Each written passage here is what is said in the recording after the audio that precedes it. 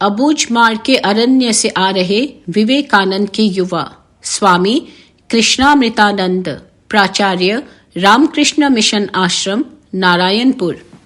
अज्ञानता, गरीबी, शोषण, अन्याय और अत्याचार के दानवों से पीड़ित अबूझमाड़ियों के जीवन की पीड़ा से व्यथित परोपकारी यज्ञकर्ता ब्रह्मलीन स्वामी आत्मानंद जी महाराज ने ज्ञान, स्नेह, सुख, न्याय जैसी दैवीय शक्तियों का आह्वान कर सन 1985 में अबूझमाड़ सेवा यज्ञ का शुभारंभ किया। प्रेम की ऋचाओं का उद्घोष करते हुए ज्ञानाग्नि प्रज्वलित की गई। त्याग, समर्पण, निष्ठा व कर्मठता की आहुतियों से यह पवित्र अग्नि शनै शनै धधकने लगी। समिधाओं से सुरभित वायु पवित्र आत्माओं को आकर्षित करने लगी। प्रशासनिक सहृदयता की आहुति ने इसके सौरभ को अपूर्वता प्रदान की। यह सुरभित वायु अबूझमाड़ की पावन धरा पर जहां भी प्रभावित हुई, वहां के लोगों को शांति और संतुष्टि का अनुभव कराती गई। अभी भी अज्ञानता के अंधकार को पूर्ण रूपेण काटकर अबूझमाड़ को ज्ञान के प्रकाश से परिपूरित करने के लिए अथक, अनवरत, अहर्निश, पूर्णाहुति रहित यह यज्ञ की ज्वाला को पूर्ण तेजस्विता से प्रकट होने की आवश्यकता है। गुणवत्तापूर्ण शिक्षा व स्वास्थ्य के महान संकल्प को लेकर जो ज्ञानाग्नि धधकाई गई थी, उसका व्यापक प्रभाव संपूर्ण अबूझमाड़ में देखा जा सकता है। कमर में लंगोटी लगाए, शराब व सल्फी के नशे में मदहोश, गरीबी की मर्मांतक चोट को छिपाए चेहरों पर जीवन की चमक साफ दृष्टिगोचर होने लगी है। वे नन्हे पुष्प जो निर्जन में विकसित होकर नष्ट हो जाया करते थे, आज अपनी सुषमा से समूचे राष्ट्र को आश्चर्यचकित करने लगे हैं। किसी कवि ने कहा है अमावस से लड़ाई, युद्ध है अंधियार से, इस युद्ध को जीते भला किस हथियार से। एक नन्हा दीप बोला, मैं उपस्थित हूं यहां, रोशनी की खोज में आप जाते कहां। बीहड़ वनांचल में प्रज्वलित शिक्षा के इस जादुई दीपक ने अबूझमाड़ की अज्ञानता के अंधकार को काटकर ज्ञान के प्रकाश को फैलाने में महती भूमिका निभाई है।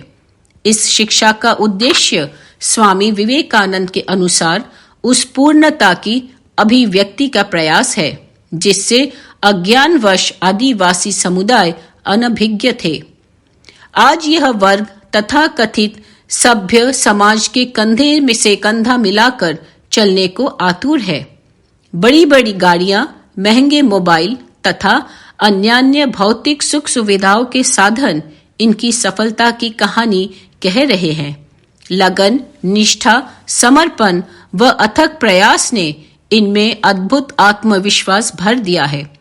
इसी आत्मविश्वास और प्रगति की उत्कट इच्छा के कारण ऐसा कोई क्षेत्र नहीं है जहां इन्होंने अपना जौहर न दिखाया हो। सुविधा विहीन दुर्गम पहाड़ी क्षेत्रों के निवासरत आदिवासियों की प्रथम पीढ़ी का प्रशासनिक सेवाओं के प्रति बढ़ता रुझान प्रशंसनीय है तथा उपलब्धि सुखद आश्चर्य से अभिभूत कर देने वाली है। लक्ष्मण पोटाई डीएसपी, संजय पोटाई परियोजना अधिकारी, बुटियाराम कोरम राज्यकर अधिकारी, भूपेंद्र सिंह चनाव भुजलविद जैसे अनेक बालकों ने छत्तीसगढ़ लोक सेवा आयोग की परीक्षा में उत्तीर्ण होकर अपनी योग्यता का लोहा मनवाया है। रामकृष्ण मिशन आश्रम नारायणपुर से 12वीं उत्तीर्ण कर निकले 1800 विद्यार्थियों में से 750 विद्यार्थी केंद्र तथा राज्य सरकार में इंजीनियर, डॉक्टर, प्रोफेसर, शिक्षक, क्लर्क, पटवारी तथा अन्य पदों पर अपनी सेवाएं दे रहे हैं तथा 500 विद्यार्थी विभिन्न कॉलेजों में अध्ययनरत हैं। शैक्षिक उपलब्धियों में रंजीता उइके का नाम सम्मिलित होने से गर्वानुभूति होने लगती है, क्योंकि यह पहली अबूझमाड़िया बालिका हैं जो जीईई की परीक्षा उत्तीर्ण कर ISM धनबाद में अध्ययनरत हैं। बिना किसी कोचिंग के इस उच्च स्तरीय परीक्षा में उत्तीर्ण होकर वह उन सभी के लिए प्रेरणा स्रोत बन गई हैं जो परिस्थितियों का रोना रोते रहते हैं।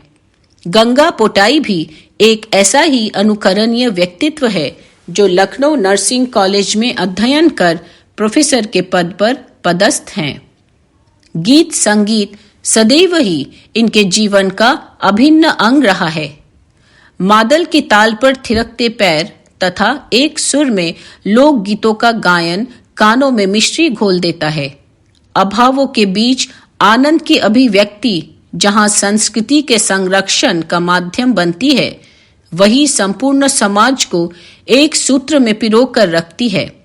यही कारण है कि अनेक बालक बालिकाएं इंदिरा कला संगीत विश्वविद्यालय से गायन व वादन का विधिवत प्रशिक्षण प्राप्त कर रहे हैं।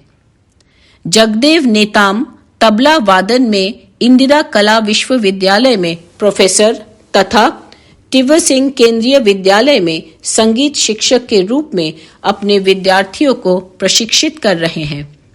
संगीत के क्षेत्र में आदिवासी बालक बालिकाएं अप्रतिम उपलब्धियां अर्जित कर रहे हैं। खेल बच्चों की स्वाभाविक प्रवृत्ति है। उसी प्रवृत्ति को दिशा देकर व्यक्तित्व विकास तथा आजीविका का साधन बनाने की दृष्टि से रामकृष्ण मिशन आश्रम नारायणपुर में football, volleyball, basketball, kho kho, badminton, athletics की विभिन्न विधाओं का बाल्यकाल से ही प्रशिक्षण दिया जाता है। यही कारण है कि प्रतिवर्ष राज्य व राष्ट्रीय स्तर के खेलों में 400 से 500 खिलाड़ी भाग लेकर जिले व राज्य की प्रतिष्ठा में श्री वृद्धि करते हैं। अंतरराष्ट्रीय सुब्रतो कप फुटबॉल प्रतियोगिता में विगत कई वर्षों से U14 व U17 की टीम छत्तीसगढ़ का प्रतिनिधित्व करती आ रही हैं। अबूझमाड़ के कसावाही ग्राम के सुरेश ध्रुव ने U18 में भारतीय फुटबॉल टीम में सम्मिलित होकर अपना लोहा मनवाने में कोई कसर नहीं छोड़ी है। उन्होंने 46वें एशियन फुटबॉल चैंपियनशिप आगरा में भी हिस्सा लिया है। North east United football championship तथा केरला यूनाइटेड फुटबॉल चैंपियनशिप में सुरेश ध्रुव ने अपनी प्रतिभा का प्रदर्शन किया है। रामकृष्ण मठ मिशन की अन्य सभी संस्थाएं यद्यपि वृहद पैमाने पर कार्य कर रही हैं, किंतु वे किसी एक निर्धारित दिशा में संपूर्णता के लिए प्रयत्नशील हैं। वही रामकृष्ण मिशन आश्रम नारायणपुर एकमात्र ऐसी संस्था है जो शिक्षा, स्वास्थ्य, कृषि और अध्यात्म के माध्यम से समग्रता को समेटने का प्रयास कर रही है। इसकी गरिमा, प्रतिष्ठा, प्रगति व प्रसिद्धि के पीछे हृदय की वही पवित्रता विद्यमान है जो मनुष्य को आध्यात्मिकता की ओर प्रेरित करती है। निष्कर्षतः कहा जा सकता है कि शिव ज्ञान से जीव सेवा कर सल्फी व महुए के नशे में शून्य बाल मन को संस्कारों के अमृत से पोषित कर लड़खड़ाते कदमों को ऐसी सबलता प्रदान की गई है कि वे विकास की दौड़ में अपनी भागीदारी सुनिश्चित कर सकें तथा मस्तिष्क को अनमोल विचारों का ऐसा खजाना दिया गया कि जीवन के अभावों को दूर किया जा सके। समष्टि रूप में बेमोल पड़े रत्नों को कुशल शिल्पियों के द्वारा इतनी सुंदरता और कुशलता से तराशा गया कि वे अनमोल हो गए। जय स्वामी विवेकानंद।